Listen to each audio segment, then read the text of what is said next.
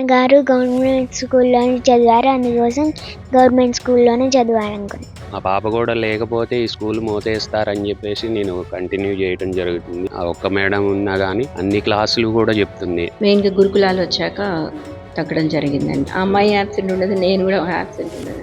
సాధారణంగా ప్రభుత్వ పాఠశాలల్లో విద్యార్థుల సంఖ్యకు తగినట్లుగా ఉపాధ్యాయులను నియమిస్తుంటారు. ఒకవేళ విద్యార్థుల సంఖ్య తక్కువగా ఉండి టీచర్ల సంఖ్య ఎక్కువ ఉన్నట్లయితే పిల్లలను దగ్గరలోనే ఉన్న ఇంకో స్కూలుకు సర్దుబాటు చేసి టీచర్లను కూడా ఇతర స్కూళ్లకు బదిలీ చేస్తారు.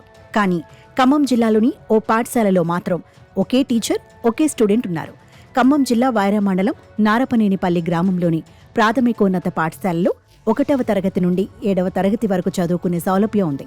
ఒకప్పుడు ఈ పాఠశాలలో వందలాది మంది విద్యార్థులు విద్యను అభ్యసించారు. కానీ రాను రాను ఆ పాఠశాలలో విద్యార్థుల సంఖ్య క్రమంగా తగ్గుతూ వస్తోంది. అలా ప్రస్తుతం ఈ పాఠశాలలో ఇదే గ్రామానికి చెందిన ఒకే ఒక్క విద్యార్థిని కీర్తన 4వ తరగతి చదువుతోంది. ఈ ఒక్క విద్యార్థిని కోసం ప్రభుత్వం ఒక టీచర్ను కూడా నియమించింది. ఆ టీచర్కు నెలవారీ జీతం కింద 1,01,167 చొప్పున ప్రభుత్వం చెల్లిస్తోంది. ఈ లెక్కన ఉపాధ్యాయురాలికి వేతనంగా 12 నెలలకు కలిపి 12.14 లక్షలను ప్రభుత్వం ఖర్చు చేస్తోంది. అదేవిధంగా ఒక్క విద్యార్థినికి మధ్యాహ్న భోజనం కోసం వంట చేసేందుకు వంట మనిషికి నెలకు 3,000 చొప్పున 10 నెలలకు కలిపి 30,000 రూపాయలు చెల్లిస్తోంది. వీటితో పాటు స్కూల్లో పనిచేసే పారిశుద్ధ్య కార్మికురాలికి నెలకు 3,000 రూపాయల చొప్పున 10 నెలలకు 30,000 ప్రభుత్వం ఖర్చు చేస్తుంది.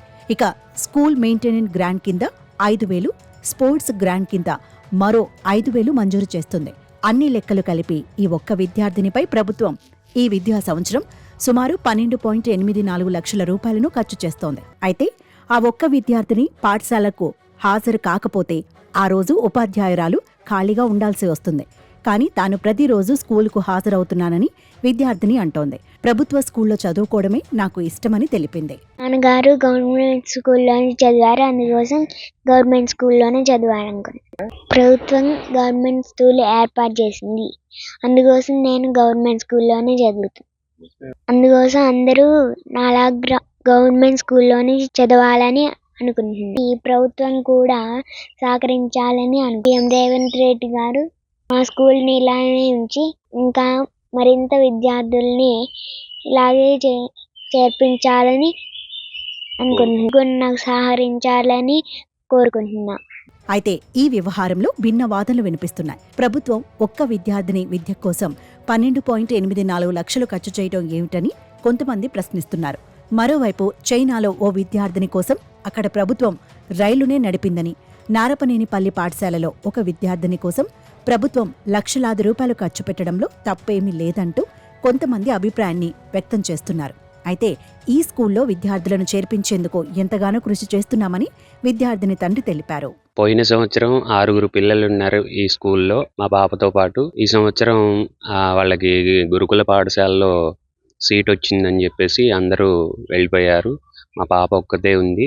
మా పాపని మళ్ళీ ఈ స్కూలు మా పాప కూడా లేకపోతే ఈ స్కూల్ మూతేస్తారని చెప్పేసి నేను కంటిన్యూ చేయడం జరుగుతుంది. అందరినీ అడిగాము, పిల్లల్ని పంపించండి అని చెప్పేసి ప్రయత్నం చేస్తున్నాము.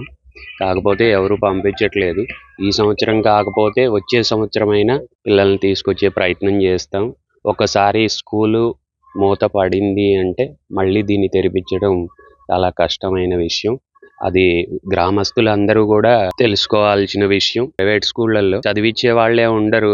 అందుకని చెప్పేసి వాళ్ళు కూడా కొంచెం ఆలోచించుకొని గ్రామంలో అందరూ కూడా ఈ స్కూల్లో చేర్పించడం, అన్ని క్లాసులు కూడా చెప్తుంది. ఆ ఒక్క మేడం ఉన్నా కానీ సరే నేను ఇదే చెప్తాను అని చెప్పేసి కూడా ఆమె ఏమి ఇబ్బంది పెట్టట్లేదు.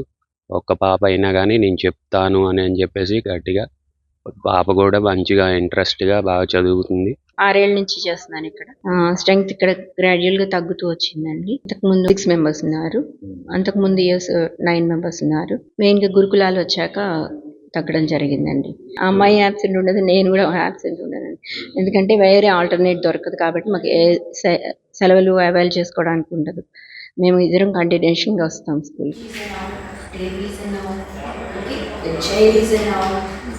Boys and all, these are all nonsense.